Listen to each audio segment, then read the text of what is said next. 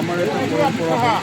আমি 1957 চনৰে পৰা আমাৰ দেউতা ককা দেউতা সিহঁতৰ যুগৰে পৰা যি সময়ত মানে এই জেগাটো জংঘল আছে, ফৰেষ্ট এৰিয়া আছে, সেইটো সময়তে আমি অহা 1957 চনত তাৰ পৰাই প্ৰথম আহিয়ে আমি ইয়াত এই পৰম্পৰাটো আৰম্ভ কৰিছোঁ।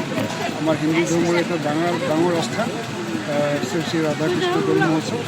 আজি আহি এইটো আমাৰ 69 বছৰ হ'ল। 69 বছৰ আমি সমূহ ৰাইজৰ সহায় সহযোগিতা লৈ 5 দিনীয়া কাৰ্যসূচীৰে এইটো উদযাপন কৰোঁ। লগতে ইয়াত আমাৰ থাকে ভলীবল কম্পিটিশ্যন, স্পৰ্টছৰ খেলা ধূলা, তাৰপিছত আমাৰ থাকে কালচাৰেল নাইট প্ৰগ্ৰাম। কালচাৰেল নাইটটো চলে আমাৰ ৰাতি 11টা 10টা 11টালৈকে। সমূহ ৰাইজৰ সহযোগিতাত আমি এই পৰম্পৰাটো উদযাপন কৰি আছোঁ।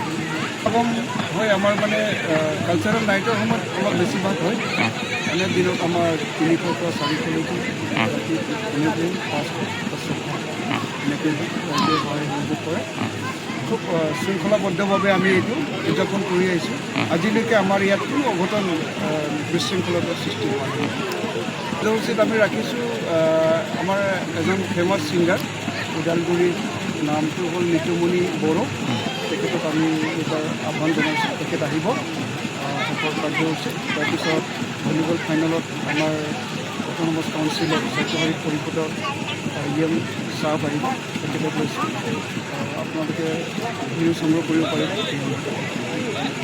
আমি আশা কৰোঁ ভালে ভালে যেন আমাৰ এই 5 দিনীয়া কাৰ্যসূচীটো খুব ভালভাৱে যায়। আমি ইয়াত সম্পূৰ্ণ প্ৰশাসনৰ অনুমতি লৈ, লিখিতভাৱে অনুমতি লৈ আমি এইটো উদযাপন কৰোঁ প্ৰত্যেক বছৰে। আমাৰ ইয়াত আজিলৈকে কোনো মানে বিশৃংখলতাৰ সৃষ্টি হোৱা নাই। আশা কৰোঁ এই সময়টো আমাৰ ভালে ভালে উদযাপন হয়।